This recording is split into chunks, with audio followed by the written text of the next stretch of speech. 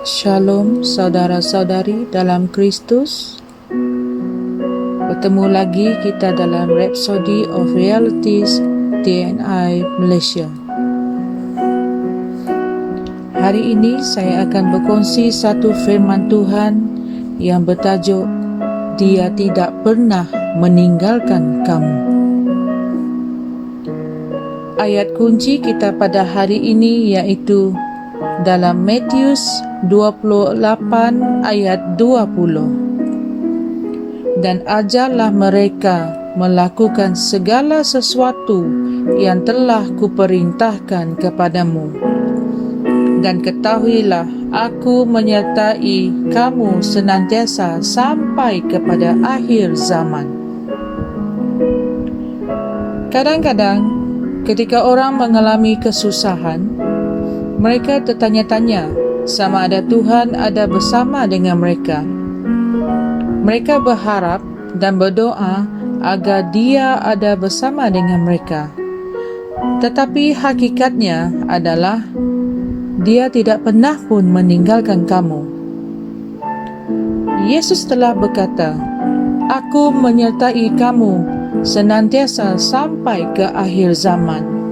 Amin. Betapa hebat berkat ini. Dia ada menyertai kamu melalui kuasa dan kehadiran Roh Kudus. Dia tidak berkata, "Aku akan menyertai kamu." Ia bukan suatu janji. Dia adalah suatu kenyataan. Firman Tuhan adalah kenyataan yang benar, dan tanggungjawab kita adalah untuk berjalan selaras dengan kebenarannya dan hidup dengan sewajarnya selalu. Apabila Dia berkata, "Aku menyertai kamu senantiasa sampai ke akhir zaman," ayat ini sama hebatnya seperti ayat di mana Dia berkata, "Akulah jalan dan kebenaran dan hidup." Yohanes 14 ayat 6. Oleh itu, hendaklah kamu berfikir, berbicara dan hidup dengan kesedaran, keyakinan dan kepastian bahawa Tuhan ada di dalam kamu dan ada bersama dengan kamu, kerana itulah hakikatnya. Hal ini bermakna bahawa kamu berada dalam keselamatan untuk selama-lamanya. Dia adalah penolongmu yang sentiasa ada di sampingmu di saat kamu memerlukan pertolongan. Dialah rakanmu yang lebih rapat daripada abang, adik atau kakak. Dan Dia tidak pernah gagal. Percayalah Dia. Dalam Yesaya 41 ayat 10, Dia berfirman, "Jangan takut, sebab aku menyertai engkau.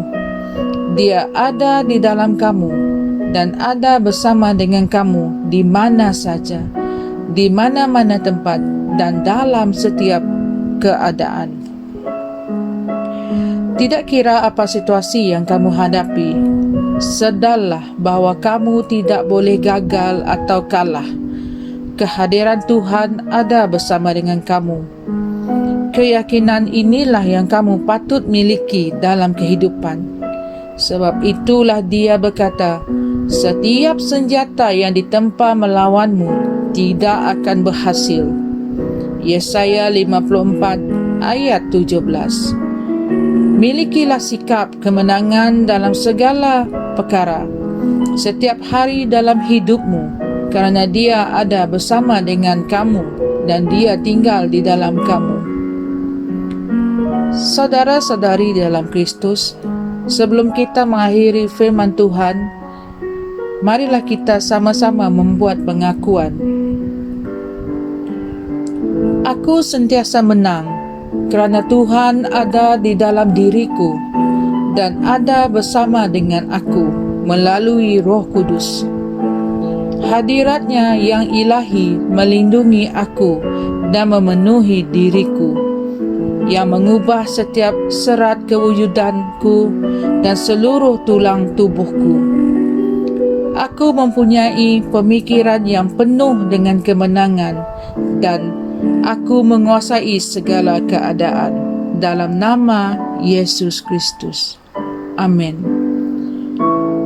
Sebagai ayat renungan tambahan, kita boleh rujuk pada 1 Yohanes 4 ayat 4, Yohanes 14 ayat 17 dan Ibrani 13 ayat 5 hingga 6. Tuhan memberkati. Amen.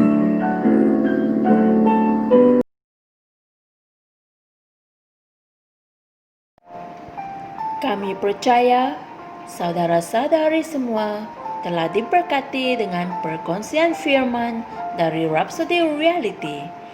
Bagi sesiapa yang ingin menjadikan Yesus Kristus sebagai Tuhan dalam kehidupanmu, kamu boleh mengucapkan doa ini bersama dengan saya. Ya Tuhan Allah, aku mempercayai Yesus Kristus, Anak Allah yang hidup dengan sepenuh hatiku. Aku percaya Dia telah mati untukku dan Allah telah membangkitkan Dia dari kematian. Aku percaya Dia hidup hari ini. Aku mengaku dengan mulutku bahwa Yesus Kristus adalah Tuhan dalam hidupku mulai dari hari ini. Melalui Dia dan di dalam nama-Nya, aku mempunyai kehidupan yang kekal. Aku telah dilahirkan semula. Terima kasih Allah kerana menyelamatkan jiwaku. Aku sekarang adalah anak Allah. Haleluya. Tahniah, sekarang kamu telah menjadi anak Allah.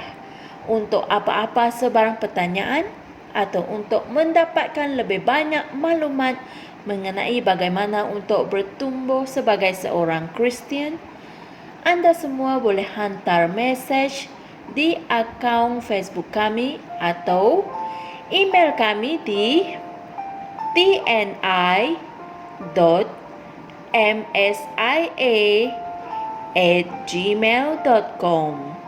Sekali lagi, tni.msia@gmail.com. Tuhan berkati Anda semua.